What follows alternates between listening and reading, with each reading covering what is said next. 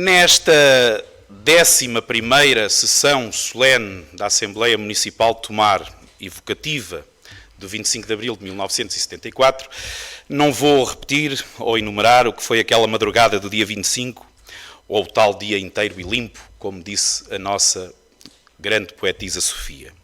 Esse dia que mudou o destino de Portugal e dos portugueses. Foi o romper de um silêncio prolongado, foi a alvorada da liberdade, da democracia, da esperança. Como os cravos que florejaram nas espingardas dos soldados, também o povo saiu à rua florescido para o direito a escolher, a pensar, a viver livremente. Mas o 25 de Abril não foi apenas a queda de um regime. Foi, sobretudo, o princípio de uma construção contínua de valores que vem sustentando o nosso Estado de Direito. Não são meras palavras. São, de facto, valores, como a liberdade, a igualdade, a justiça social, a coesão territorial e o progresso. Foi com o 25 de Abril que se iniciou um processo profundo de descentralização política e administrativa, onde as autarquias passaram a desempenhar um papel determinante. E, quando vamos chegando próximo do cinquentenário das primeiras eleições autárquicas, permitam-me que me foque neles, nos milhares de cidadãos que, entre freguesias e municípios, construíram grande parte do desenvolvimento do país. Se ao longo dos últimos anos tanto se falou de descentralização e de reforço da autonomia local, é essencial reconhecer que o poder local é mais do que uma estrutura administrativa. É uma das maiores conquistas da liberdade, um garante da coesão nacional e da vitalidade da nossa democracia. Os autarcas, eleitos democraticamente, tornaram-se os rostos mais próximos dos cidadãos, aqueles que, conhecendo o território e os seus problemas, procuram para eles soluções e conseguem dar respostas mais rápidas, mais eficazes, mais humanas. E se, nos primeiros anos, na primeira metade da democracia, as competências das autarquias eram bastante mais limitadas, incidindo essencialmente na gestão dos serviços básicos, limpeza urbana, abastecimento de água e pequenos arranjos urbanísticos, à medida que a democracia se consolidava, a importância do poder local foi sendo cada vez mais ampliada. Esta capacidade de resposta ao nível local foi decisiva para combater desigualdades históricas entre o litoral e o interior, entre o norte e o sul, promovendo a justiça social e a igualdade de oportunidades. O poder local tornou-se, assim, o motor do progresso. A gestão autárquica trouxe uma nova dinâmica à vida pública, abrindo espaço à participação cívica e ao exercício pleno da cidadania. A proximidade com a população permitiu uma maior eficácia na gestão dos recursos, mas também um reforço dos laços comunitários e da confiança nas instituições democráticas. Os autarcas, eleitos pelo voto direto, tornaram-se legítimos representantes das populações, com responsabilidades concretas na resolução dos muitos problemas cotidianos, mas também no planeamento das décadas seguintes. Hoje, as autarquias têm responsabilidades cada vez mais amplas e complexas. Para além do espaço público, do ordenamento do território e de toda a panóplia do licenciamento, gerem educação, cultura, desporto, habitação, mobilidade, saúde pública, apoio e políticas sociais, proteção civil, proteção animal, proteção ambiental, entre tanto mais, e o tanto mais que, mesmo não sendo sua responsabilidade, os cidadãos lhe exigem. E tanto, tanto se lhes exige. E tanto, tanto sobre o qual têm de resolver e sobre o qual têm e são responsáveis. Mas decidem, sabendo que nunca agradarão a todos, porque essa é também a norma da democracia e do espaço comum. Um permanente digladiar entre as muitas e dispares vontades, entre as distintas perspectivas e opiniões, entre as diferentes formas de estar perante o outro, perante o comum e o coletivo, perante a vida e o mundo.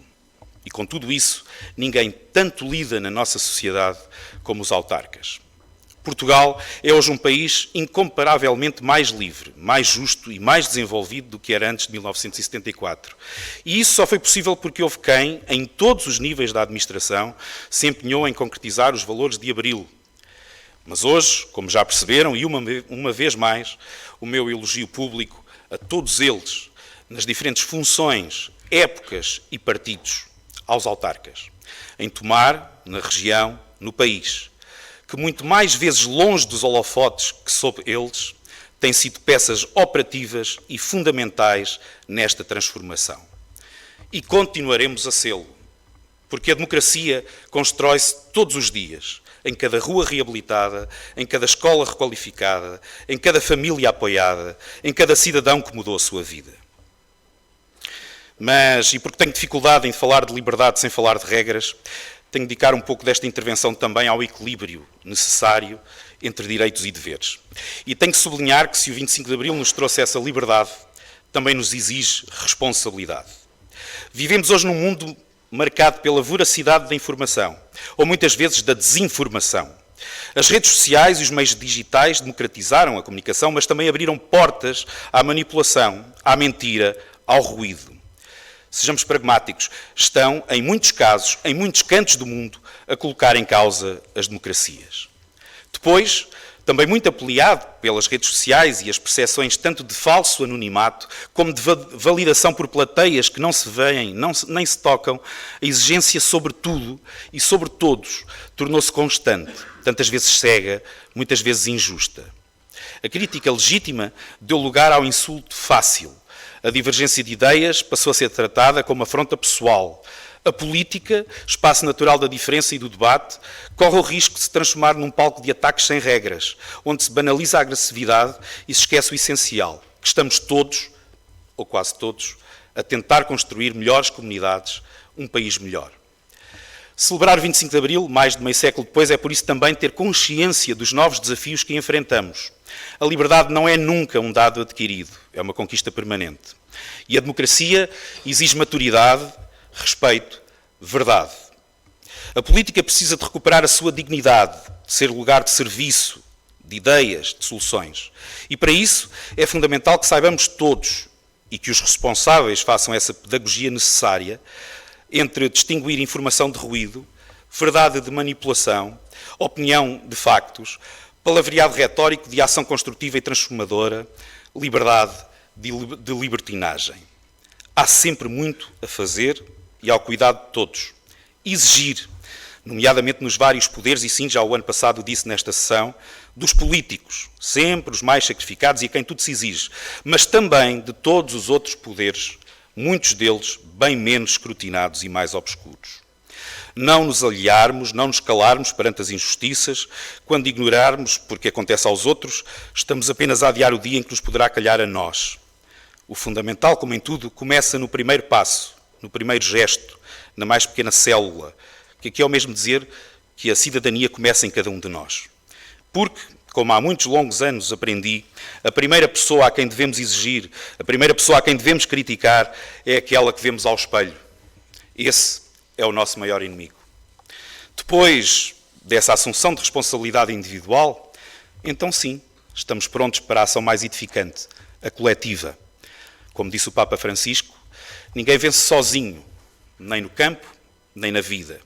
Assim é defender e fortalecer os valores de Abril, os valores da fraternidade, do humanismo. O 25 de Abril não é apenas memória, nem conversa balofa para os que o defendem ou o atacam. É ação, é uma responsabilidade coletiva, é um compromisso com o futuro que se constrói todos os dias.